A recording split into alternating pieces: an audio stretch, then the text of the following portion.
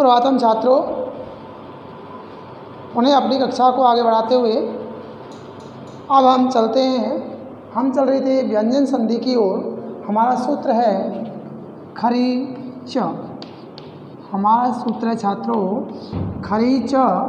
और ये सूत्र कहता है, जैसे हमने पढ़ी थी जसत्व संधि, तो जसत्व संधि का बिल्कुल ही उल्टा रूप इसमें होता है खरी छ। ये सूत्र कहता है कि खर प्रत्याहार के परे रहने पर, कौन सा छात्रों, खर प्रत्याहार में के परे रहने पर,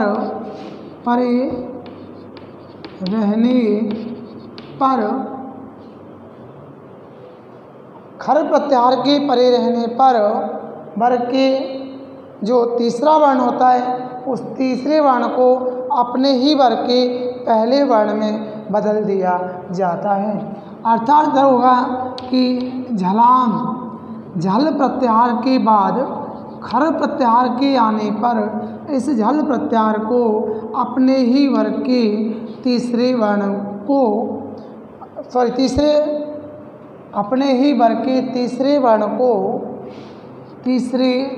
को अपने ही वर्ग के पहले वर्ण में बदल दिया जाता है। छात्रों, हमने पढ़ी थी जसत्व संधि, उसमें हमने पहले का तीसरा वर्ण किया था, लेकिन खरी च सूत्र कहता है यदि वर्ग के तीसरे वर्ण के बाद वर्ग का पहला दूसरा वर्ण आए, खर प्रत्याहार में वर्ग का पहला दूसरा वर्ण आता है दोस्तों, तो वर्ग के पहले दूसरे वर्ण के आने पर इस वर्ण को अपने ही वर्ग के तीसरे वर्ण को पहले वर्ण में बदल दिया जाता है। यहाँ कौन सा आएगा, तीसरा वर्ण यहाँ आएगा दोस्तों, वर्ग का पहला वर्ण, तो वर्ग के तीसरे वर्ण के आने पर उसे पहले वर्ण में बदल दिया जाता है। जैसे सद प्लस कार है।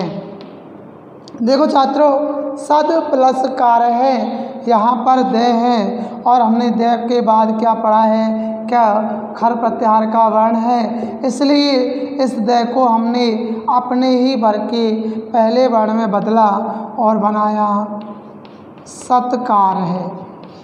अपने ही वर्ण के पहले वर्ण में बदल करके हमने बनाया उसको सत्कार है। ऐसे ही जैसे विपद प्लस समय, यहाँ छात्रों की ध्यान रखना, वर्ग का पहला दूसरा और स ये वर्ण और आते हैं खर प्रत्याहार के अंतर्गत। तो कहा विपद प्लस समय, यहाँ द को हमने तय में बदला और बनाया विपत समय। दोस्तों, कहा यहाँ वर्ग का तीसरा वर्ण है और तीसरे वर्ण के बाद कौन सा वर्ण है, या तो वर्ग का पहला वर्ण हो या दूसरा वर्ण हो या स में से कोई भी एक वर्ण होता है, तो इस वर्ग के तीसरे वर्ण को अपने ही वर्ग के पहले वर्ण में बदल दिया जाता है। जैसे उद प्लस पन्न है, उद प्लस पन्न। देखो छात्रों, यहाँ द है यहाँ प है तो बना उत्पन्न। उद प्लस पन्न है बराबर उत्पन्न। इसी प्रकार से कुकु प्लस प्रांत, कुकुह प्लस प्रांत। देखो छात्रों, कुकुह प्लस प्रांत है, यहाँ भय को हमने बदला किसमें, देखो वर्ग का पै फै भय, पतंग भय फल भय बकरी भय भट्टी, यहाँ पर ये वर्ण आया तो इसको भी हमने किस बदल दिया, कु प्रांत, कुपो प्रांत। इसी प्रकार से कोई भी उदाहरण हो, वर्ग का तीसरा चौथा वर्ण आता है, यानी झल प्रत्याहार को वर्ग पहला दूसरा वर्ण को छोड़कर के कोई अन्य वर्ण आता है तो उसे अपने ही वर्ग के तीसरे वर्ण में बदल दिया जाता है। ये कौन सी संधि, खरी च, इसका नाम है दोस्तों चरत्व संधि। कौन सा नाम है इसका, इसका नाम है चरत्व संधि। चतुर्थ संधि में अन्य उदाहरण भी, अन्य सूत्र भी होते हैं, लेकिन यहाँ पर हमें केवल सूत्र कौन सा दिया है? खरीच। खरीच सूत्र कहता है कि खर प्रत्याहार के परे रहने पर, खर प्रत्याहार के परे रहने पर आप पूर्व पद में आए हुए वर्ण को अपने ही वर्ग के तीसरे वर्ण में बदल दिया जाता है। जैसे कुकु प्लस प्रांत, कुकु प्रांत, सद प्लस कार बराबर सत्कार है, विपद प्लस समय बराबर विपद समय, उद प्लस पन्न बराबर उत्पन्न। दोस्तों अगला उदाहरण चलते हैं हम। अगला है हमारा सूत्र है व्यंजन संधि का। अगला सूत्र है मो अनुस्वार है। अगला सूत्र है दोस्तों मो अनुस्वार।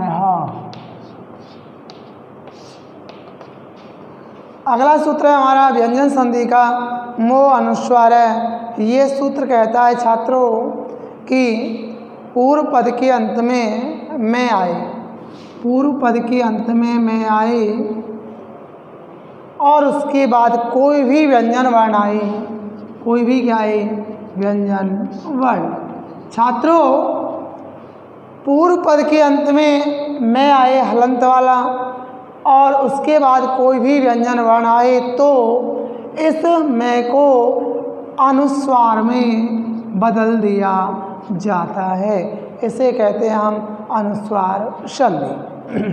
क्या कहते हैं दोस्तों? इसको कहते हैं हम अनुस्वार संधि कि मैं वर्ण के बाद कोई भी व्यंजन वर्ण के आने पर उस मैं को अनुस्वार में बदल दिया जाता है। इसे हम कहते हैं अनुस्वार संधि। ध्यान रखना छात्रों कि यहाँ पर अगर कोई स्वर वर्ण आता है तो अनुस्वार संधि यहाँ विकल्प से होती है, यानी हम करें भी या नहीं भी करें, यानी विकल्प से अधिकांशतः वो स्वर इस व्यंजन वर्ण में जुड़ जाता है। जो स्वर होता है वो इस व्यंजन वर्ण में क्या होता है छात्रों? जुड़ जाता है। इसलिए ये संधि व्यंजन वर्ण के आने पर ही होती है। जैसे कहा छात्रों सत्यम प्लस वद। देखो यहाँ मैं है, मैं के बाद वह है, वह एक व्यंजन वर्ण है, इसलिए हो गया सत्यम वद। अगला है छात्रों धर्मम प्लस चर, मिलाया मैं है, यहाँ च है और हुआ धर्मम चर। सत्यम वद धर्मम चर। जैसे अगले उदाहरण हैं ग्रहम प्लस गच्छति। देखो छात्र यहाँ की है आ रहा है, यहाँ पर मैं आ रहा है तो हो जाएगा ग्रहम गच्छति। अगला है ग्रामम प्लस गत है। देखो छात्र यहाँ गए हैं, यहाँ मैं है और हो गया ग्रामम गतः। ग्रामम गतः। इसी प्रकार से यदि यहाँ अनुस्वार आता है जैसे त्वयं, अगला है त्वयं प्लस पटसी। छात्रों यहाँ मैं है, यहाँ पे है और हुआ त्वयं पटसी। इसी प्रकार से यानी हलंत वाले में के बाद कोई भी व्यंजन वर्ण आता है तो उस में को अनुस्वार में बदल दिया जाता है। दोस्तों ये हमारी हुई अनुस्वार संधि, यानी सूत्र हुआ मो अनुस्वार। यदि इनमें से कोई भी उदाहरण आता है तो हमें यहाँ पर मो अनुस्वार सूत्र लिख करके और अनुस्वार संधि का नाम देना है। आगे चलते हैं छात्रों। अब हमारी संधि है विसर्ग संधि। अनुस्वार संधि के सूत्र पूरे, विसर्ग संधि के सूत्र अब चालू होने वाले हैं। अब हम चालू करेंगे छात्रों विसर्ग संधि। विसर्ग संधि। छात्रों, विसर्ग संधि की परिभाषा है कि विसर्ग के बाद किसी भी स्वर या व्यंजन वर्ण के आने पर विसर्ग में हुए परिवर्तन को, विसर्ग में हुए विकार को विसर्ग संधि कहते हैं। एक बार फिर समझो छात्रों कि यहाँ विसर्ग के बाद स्वर या व्यंजन, विसर्ग के बाद स्वर या व्यंजन वर्ण के आने पर विसर्ग में हुए विकार को विसर्ग संधि कहते हैं। छात्रों, जैसे अब इस विसर्ग संधि के अलग अलग सूत्रों का प्रयोग यहाँ हुआ है। हमारा पहला सूत्र है विसर्जनीयस्य स।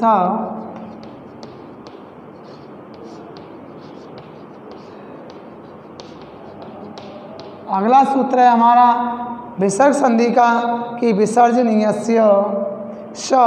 ये सूत्र कहता है छात्रों, ये विसर्ग संधि का हमारा सूत्र है विसर्जनीयस्य श। ये सूत्र कहता है कि विसर्ग क्या है छात्रों, विसर्ग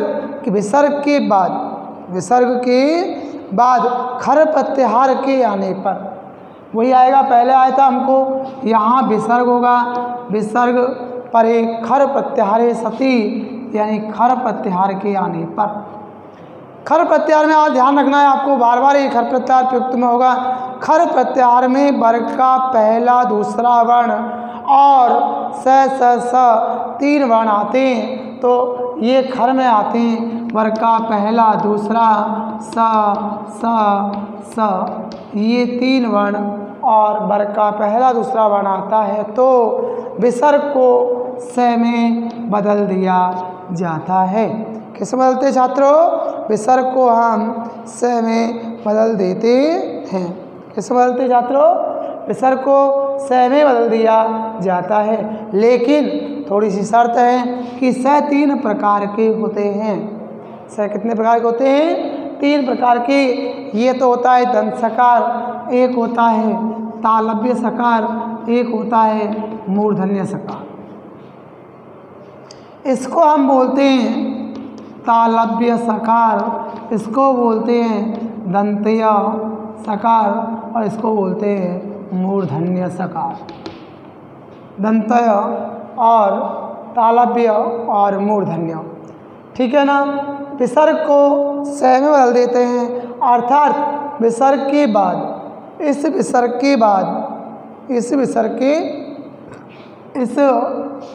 के बाद यदि च छ और स आता है तो ये विसर्ग हुआ। छात्रों, विसर्ग के बाद च छ और स आता है तो विसर्ग को तालव्य स में बदला जाता है। नंबर एक स्थिति है कि विसर्ग आए और विसर्ग के बाद खर में से च छ और स आए तो विसर्ग को श में बदला जाता है।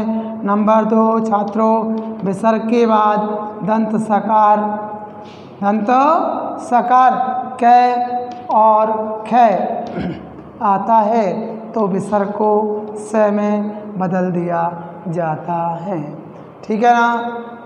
विसर्ग को किसे बदलते हैं, स में। यदि यहाँ इसके साथ त और थ आएगा तो ही विसर्ग को हम किसे बदलेंगे, दंत सकार में बदल दिया जाता है। नंबर 3 है कि विसर्ग के बाद त ठ और मूर्धन्य स आता है तो विसर्ग को मूर्धन्य स में बदल दिया जाता है।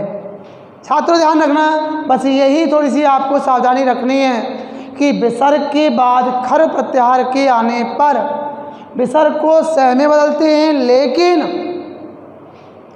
वो स कौन सा होना चाहिए, वो स यदि विसर्ग के बाद कोई भी तालव्य वर्ण होता है तो तालव्य स में बदला जाता है। विसर्ग के बाद कोई दंत्य वर्ण होता है तो दंत सकार में बदला जाता है, और विसर्ग के बाद कोई मूर्धन्य वर्ण होता है तो विसर्ग को मूर्धन्य स में बदला जाता है। छात्रों, जैसे हमने पढ़ा नमः प्लस कार है, नमः प्लस कार है, विसर्ग को हमने किस में, देखो नमः मैं विसर्ग है और यहाँ पर क्या है, देखो मैंने क्या लिखा है इससे, इसलिए बन गया नमस्कार है। क्या बन गया, नमस्कार। नमः प्लस कार्य बराबर नमस्कार। कह प्लस चित, कह प्लस चित। कह के बाद देखो विसर्ग है और विसर्ग के बाद च है, तो यहाँ लिखा हुआ है बोर्ड पर आपके सामने कि विसर्ग के बाद च आता है तो विसर्ग को तालव्य स में बदला जाता है और बन गया कश्चित। उसी प्रकार से मैंने एक उदाहरण लिखा, जैसे अगला उदाहरण है विष्णु प्लस त्राता, विष्णु प्लस त्राता। देखो छात्रों यहाँ विसर्ग है और विसर्ग के बाद त है तो विष्णु आधा से त्रातः, विष्णु त्रातः। क्योंकि विसर्ग के बाद त आता है तो विसर्ग को स में बदल दिया जाता है। ऐसे ही छात्रों धनु प्लस टंकार है, बहुत अच्छा उदाहरण है, कई बार पूछा गया है। धनु प्लस टंकार है बराबर बन गया धनु और मूर्धन्य सकार धनुष टंकार। छात्रों लगा दो टंकार, धनु प्लस टंकार है बराबर धनुष टंकार है, हो गया। ऐसे ही निहि प्लस छल, कौन सा है दोस्तों, निहि प्लस छल। निहि में देखो विसर्ग है और विसर्ग के बाद छह बराबर बनेगा निश्चल, निश्चल। निहि प्लस छल बराबर निश्चल है दोस्तों। इस प्रकार से ये हमारी कौन सी सत्व विसर्ग संधि, कौन सी छात्रों, सत्व विसर्ग संधि। विसर्ग के बाद कोई भी वर्ण खर प्रत्याहार का कोई वर्ण आता है तो छात्रों ध्यान रखें, थोड़ा सा ध्यान केंद्रित करें, मेरी बात को ध्यान से एक बार बसा लें कि विसर्ग आए और विसर्ग के बाद खर प्रत्याहार आए। खर का मतलब आप एक बार समझ लो, जैसे जस प्रत्याहार में प्रत्येक वर्ग का तीसरा वर्ण, झल प्रत्याहार में प्रत्येक वर्ग का तीसरा, चौथा, पांचवा य व र ल होता है। उसी प्रकार से यहाँ पर खर प्रत्याहार में प्रत्येक वर्ग का पहला, दूसरा और स वर्ण होते हैं छात्रों। तो उनको वर्ग से आप जल्दी पकड़ोगे कि वर्ग का पहला, दूसरा वर्ण खर प्रत्याहार के अंतर्गत आता है, वर्ग का तीसरा वर्ण जस प्रत्याहार के अंतर्गत आता है और झस प्रत्याहार में यानी झल प्रत्याहार में वर्ग का कौन सा वर्ण आता है, यानी चारों वर्गों के चार चार वर्ण और य व र ल। आगे चलते छात्रों, विसर्ग संधि में ही एक सूत्र है बासरी। छात्रों कौन सा है, बासरी सूत्र है। और वो सूत्र क्या कहता है दोस्तों, एक सूत्र है विसर्ग के बाद बासरी, एक सूत्र अपने काम आएगा कि वो सूत्र क्या कहता है, वासरी। सूत्र तो बहुत सारे हैं लेकिन हम अपनी पाठ्य पुस्तक के अनुसार चल रहे हैं जो हमारी पाठ्य पुस्तक में प्रयुक्त हुए हैं। वासरी ये सूत्र देखो वा अर्थ होता है अथवा, यानी अथवा, अथवा का तात्पर्य होता है विकल्प से। क्या होता है दोस्तों, विकल्प से। तो यहाँ ये सूत्र कहता है कि विसर्ग के बाद क्या कहता है, विसर्ग परे सरी यानी श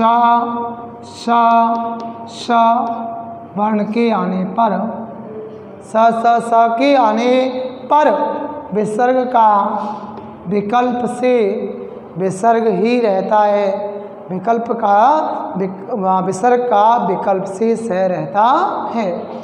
छात्रों हमने अभी इससे पहले पढ़ा था क्या कि विसर्जनीयस्य श, वो सूत्र क्या था कि विसर्ग के बाद वर्ग का पहला, दूसरा वर्ण स के आने पर विसर्ग को श हो जाता है।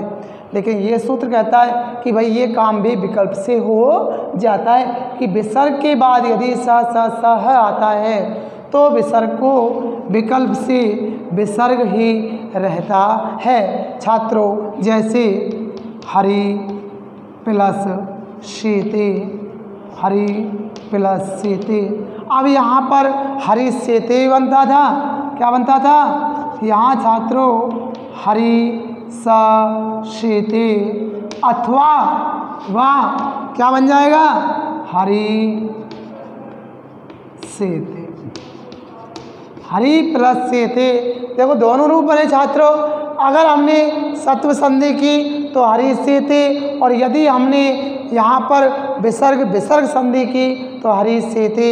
जैसे नि प्लस संदेहा, निहि प्लस संदेहा, नि आधा से और संदेहा। छात्रों विकल्प से क्या होता है? निहि प्लस संदेहा। छात्रों निहि प्लस संदेह बराबर निसंदेह। आप देख रहे हैं कि ये काम हुआ सत्व के अंदर और वो हुआ विसर्ग के अंदर, ठीक है ना? निसंदेह हो गया। इस प्रकार से हम, जैसे हमने बहुत से उदाहरण पढ़े, जैसे निहि प्लस संदेह निसंदेह, नृपः प्लस षष्ठः, नृपः प्लस षष्ठः। छात्रों बना नृपः षष्ठः। छात्रों अथवा रूप बना क्या? नृपः षष्ठः। ये काम दोस्तों विकल्प से होता है। जैसे मैंने बताया कि विसर्ग संधि भी, यहाँ सत्व विसर्ग संधि भी होती है और यहाँ विसर्ग संधि भी होती है। छात्रों इस प्रकार से अगला सूत्र है हमारा उत्व विसर्ग संधि। कौन सा है? उत्व विसर्ग संधि। दोस्तों अतो रोर प्लुताद विसर्ग में लास्ट सूत्र है हमारा, लास्ट सूत्र है अतो रोर प्लुताद अप्लुते, अतो रोर प्लुताद अप्लुते। ये सूत्र दोस्तों क्या कहता है? हमारा सूत्र है अतो रोर प्लुताद अप्लुते। ये सूत्र है उत्व विसर्ग का। किसका दोस्तों? उत्व विसर्ग का। ये सूत्र क्या कहता है? ये सूत्र कहता है कि ह्रस्वाकार परे, ह्रस्वाकार परे क्या होता है? या तो ह्रस्वाकार आए या फिर कोई भी व्यंजन वर्ण, अर्थात व्यंजन वर्ण यानी य व र ल, ठीक है, या तीसरा चौथा पांचवा यहाँ ए आए, या वर्ग का तीसरा चौथा पांचवा य व र ल, ये वर्ण आते हैं तो यहाँ पर इस विसर्ग को क्या हो जाता है छात्रों?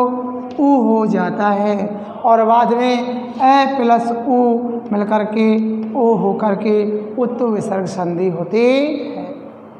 एक बार और छात्रों कि विसर्ग आए, विसर्ग से पहले ह्रस्वकार आए और विसर्ग के बाद भी ह्रस्वकार आए, या विसर्ग के बाद तीसरा चौथा पांचवा यह वाला वर्ण आता है तो विसर्ग का ओ हो जाता है। जैसे हमने पढ़ा पाल है प्लस याति बराबर क्या होगा छात्रों? रूप बनेगा बालो याति। क्या बनेगा दोस्तों? बाल है प्लस याति बराबर बालो याति। पहले मैंने आपको समझाया, बोर्ड पे लिखा हुआ भी है कि पहले विसर्ग का होता है उ और यहाँ उ होता है और यहाँ ए होता है, दोनों मिलकर के गुण संधि होती है ओ, और सीधा उ को हम किस में बदल देते हैं? उ में। संधि का नाम उत्व है। आप पूछ सकते हैं सर जी ओ कैसे हुआ? उसका मैंने आपको तात्पर्य बताया कि यहाँ विसर्ग से पहले ए है और विसर्ग के बाद ए है, इसलिए ये दोनों मिलकर के हुआ ओ। पहले तो ऊ को बदला, ऊ और ए मिलके ओ हुआ बालो याति। क्या हुआ दोस्तों? बालो याति। एक उदाहरण है जो कई बार आता है, यस है प्लस दा, यस है प्लस दा। दोस्तों यहाँ पर या श, ठीक है ना, और उ क्या हो गया? उ प्लस दा और ऊ को फिर हमने क्या किया, इसमें ए था, क्या था, ए, और यहाँ ए और ऊ मिलकर के बना यशोदा।